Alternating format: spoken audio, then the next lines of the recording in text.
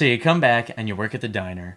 And for people that don't know, at the diner, they sing. Yeah. Well, I went from being a that. singing server at the diner to being now a server that is singing on the boat. You know, that's true. It's like it's following me around everywhere. But I went to the diner one time. We were at the village there, and we just went there to eat. And I had never heard of it before. And I'm sitting there eating with a couple people, and this guy comes over and starts singing, and I'm like, okay. All right. And I thought that maybe he knew me from the showboat, and he was just singing. Like he was like, hey, look at me, I can sing, sort of thing.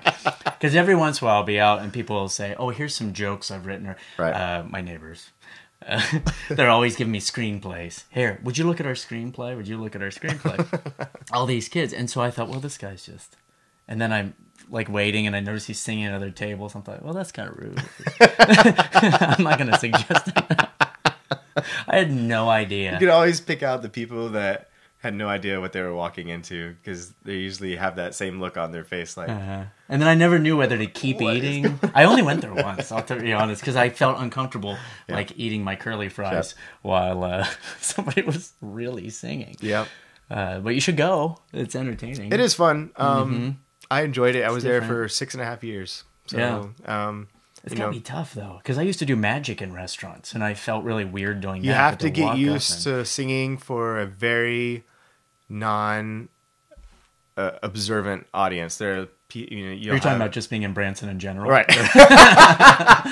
Well, yeah, it was a wake up call for me coming from Dallas to Branson, and there's people like asleep on the front row, and I'm thinking I'm like sweating and like just over the top, like energy, and realize that half these people are on a bus group and they've been from one show to eating to another show and probably a little over medicated and they're just tired. And you're talking about the diners still? No, this is like when I first moved to Branson. I was at Country Tonight. I just getting used to the crowd that you're playing to, and it went from like Six Flags where you got young kids and it's just this energy and over the top, and I'm out there giving it my all and. People are literally asleep on the front row. That happens here. It is insane. There's a few times where I'll make a joke about somebody being asleep because I'm worried that,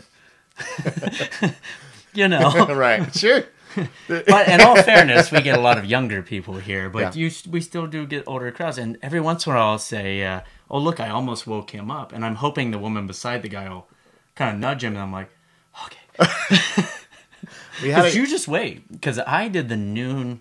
You're doing the noon at the Showboat, and I did that for 5 years, 4 or 5 years, and that was some of the hardest work I ever did, because I always say with our Showboat, we have 3 cruises. The first cruise, people are coming to eat lunch. We just happen to have a cruise in the show. This is what I feel, okay? The second cruise... people come out because it's late afternoon and it's nice. You can see the sunset. They're there for the cruise. All right. And then the third cruise, those are the show people. Those are the people that come strictly for the show because it's later. They've eaten already. And the alcohol. They think everybody thinks there's alcohol. There's not alcohol. All right. I get tired of saying Number one question. Yeah.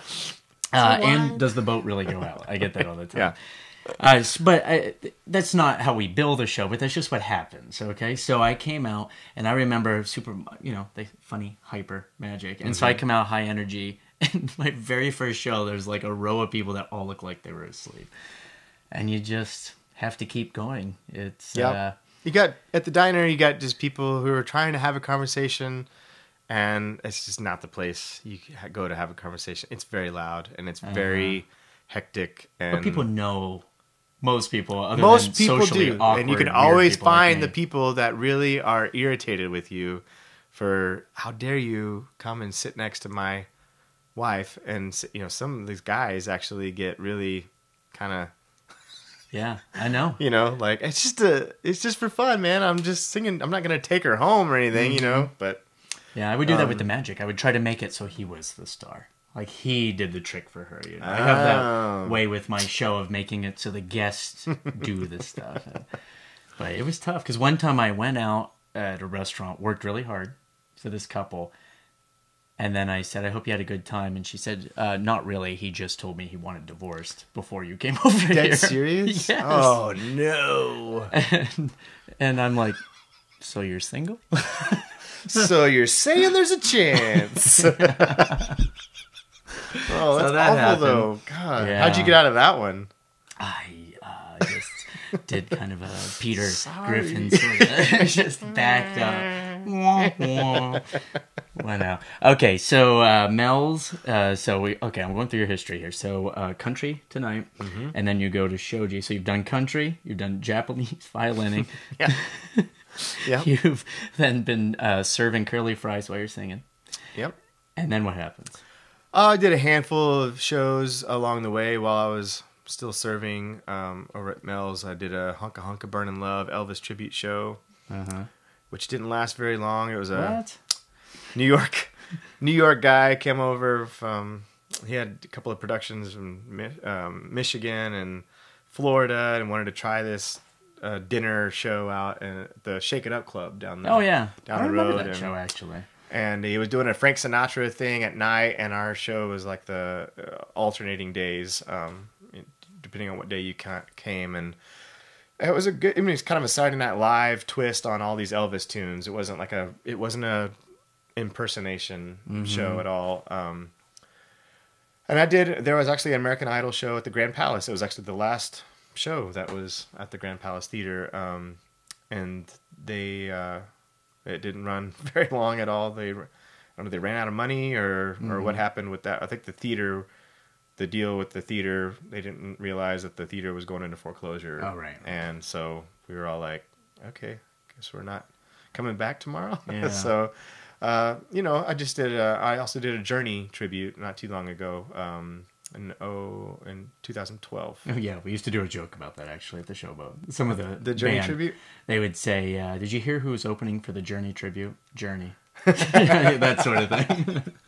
Yeah, that was probably my favorite show that I've done in Branson. It was I love Journey. It's like my favorite band of all time. So to get to sing their music was a real challenge, but I think Branson needed something like that, and they've been doing like Bon Jovi now, and of course they have the Eagles there, and people don't realize that our let's say even though we're trying to get younger people in Branson, we still get a lot of retired folks, and the age they were when they were in high school was about 45 years ago, let's say. Shoot, Journey's been and that's 40 years now. 70s, you know.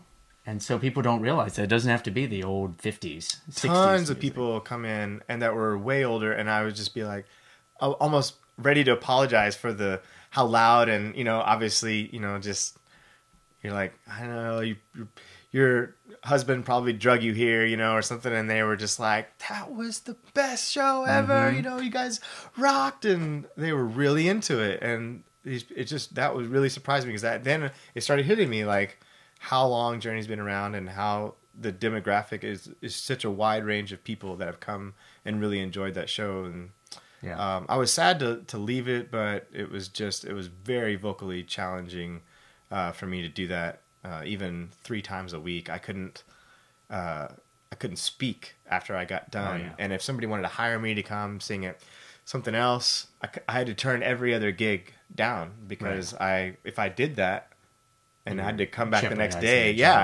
I couldn't show up and not be 100%, or I would not be able to finish the show. So and that happens at the Showboat. Like, if I do a gig in the middle of the week, sometimes my voice goes because I talk a lot in the show, and I have to take 3 days off. Yeah, and it's hard when you like go home and you can't even like sing a lullaby to your baby, because you're so just spent. I was completely spent. So props to Steve Perry, because he did it for a lot longer than I did, and I know, and it wore me out, but it was so much fun.